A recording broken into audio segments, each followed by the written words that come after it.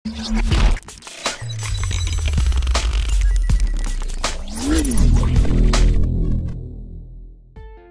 জুনায়েদ আর আগের মতো নেই। মনে আছে জুনায়েদকে? ধানমন্ডি লেকে বন্ধুকে মারধর করা সেই ভিডিও ভাইরাল হওয়ার নেপথ্য খলনায়ক জুনায়েদ। কিন্তু সেই জুনায়েদ আর আগের মতো নেই। একেবারে বদলে গেছেন। শুরু করেছেন পড়াশোনা, নিজেকে নিয়োজিত করেছেন সমাজসেবামূলক কাজে। জুনায়েদ এখন অনেক অনুতপ্ত। কেন অনুতপ্ত? নিশ্চয়ই সেই মারধরের জন্যই অনুতপ্ত।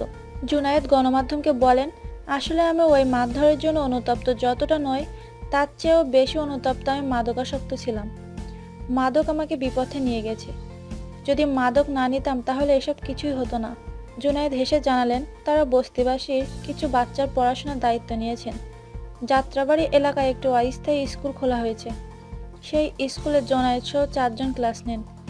স্কুলের নাম আলোর পরশ। শুধু বাচ্চাদের পড়াশোনাই নয়, আরও অন্যান্য সমাজসেবামূলক কাজ করেন জুনায়েদ। জুনায়েদ বলেন, আসলে ভুল তো হয়েই গেছে। সঙ্গদোষে আমি খারাপ পথে চলে গিয়েছিলাম। মাঝখানে আমার লাইফের উপর দিয়ে ঝড় গেছে। এখন আমি বুঝতে পারছি আসলে আমি পূর্বে কি করেছি। এখন সঠিক পথে থেকে মানুষের জন্য কিছু করব, এটাই আমার প্রতিজ্ঞা। কি করতেন জুনায়েদ?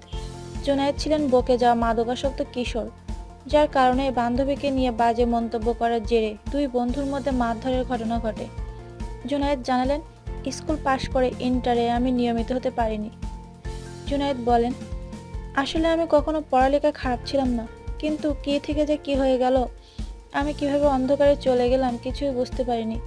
তবে এখন আমি পড়াশোনা শুরু করেছি, একটা ডিপ্লোমা কোর্স করছি, এরপরে ভার্সিটিতে ভর্তি হব।